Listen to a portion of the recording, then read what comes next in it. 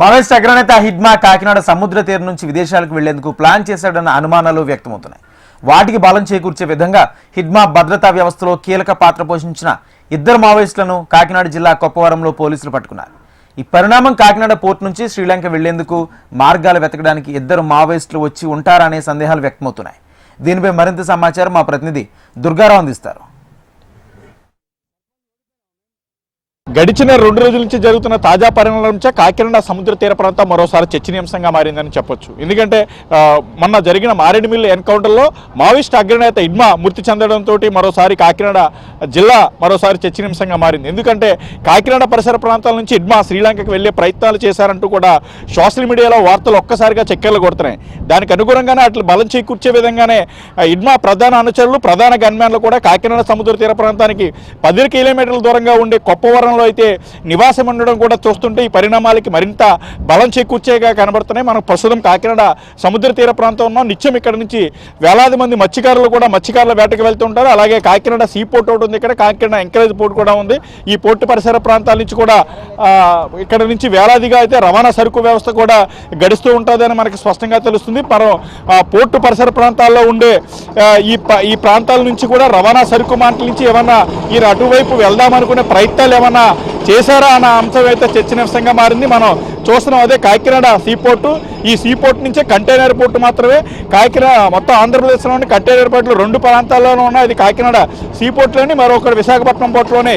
ఈ కంటైనర్ల ద్వారా ఏమన్నా హిడ్మా విదేశాలకు వెళ్లే ప్రయత్నాలు దొంగచాటుగా చేశారా అని అనుమానంగా కలుగుతుంది. మరోవైపు ఆ కంటైనర్ లేకపోతే రవాణా సరుకు ప్రాంతాల్లో ఉండే వేట్ల నుంచి అక్కడ ఉన్న బోటు ఓనర్లు మరియు వేరే వాళ్ళతో ఏమైనా ఒప్పందాలు చేసుకుని వెళ్ళే ప్రయత్నాలు చేశారా అని తెలుస్తుంది. మరోవైపు ఇక్కడ మత్స్యకారులు కొంతమంది ఉన్నారు, వాళ్ళు మరిన్న సమాచారం అడుగునే ప్రయత్నం చేద్దాం. చెప్పండి సార్, అసలు ఇక్కడ నుంచి శ్రీలంక వెళ్ళడానికి ఎంత టైం పడుతుంది, ఏంటి? 5 రోజులు పడుతుందండి శ్రీలంక వెళ్ళాలంటేనే. ఎక్కడి నుంచి ఆ బార్డర్ దాటాలంటేనే కాకినాడ నుంచి 5 రోజులు పడుతుందండి బోటు వెళ్ళాలంటే. ఇప్పుడు మరి శ్రీలంకకి వెళ్ళాలంటే లోపల ఏమైనా ఇమిగ్రేషన్ అధికారులు అడ్డుకుంటారు? మీరు ఏమైనా ఎప్పుడైనా మత్స్యకారు వేటకి వెళ్ళినప్పుడు ఆ బార్డర్కి వెళ్ళినప్పుడు ఏమైనా ఆపేయడం కూడా జరుగుతుందా? శ్రీలంక బార్డర్ దాకా మనం వెళ్ళొచ్చు అండి. ఆ బార్డర్ దాటితే ఆపుతారండి. ఆ బార్డర్ దాటితే మనల్ని అటు లాక్కుపోతారండి, రానిలండి. మొన్న బోర్డు దొరికేసిందండి శ్రీలంక వెళ్ళినప్పుడు. బోర్డు దొరికితే అది ముఖ్యమంత్రి ద్వారాగా మనుషుల్ని బోటు వదిలేసాలండి. అప్పుడు ఆ తర్వాత అండి ఇప్పుడు కొంతమంది మావోయిస్ట్ అగ్రనేత ఒక ఆయన దొరికాడు, ఈ దొంగచాటుగా శ్రీలంక వెళ్దాం అనుకుంటే మీరు చాలా సందర్భాల్లో చూసారు కదా, అలాంటివి ఏమైనా అవుతావా? ఏమన్నా అడ్డుకుంటే ప్రయత్నాలు చేస్తారు? అడ్డుకుంటే ప్రయత్నాలు అవుతూ ఉంటాయండి అప్పుడప్పుడు. మనకి ఎక్కడ దొరకలేదండి. మన ఈ బోర్డుల్లో తిరుగుతూ ఉంటాయండి. ఈ నేమషిప్పులు తిరుగుతాయి మన ఆంధ్రవి.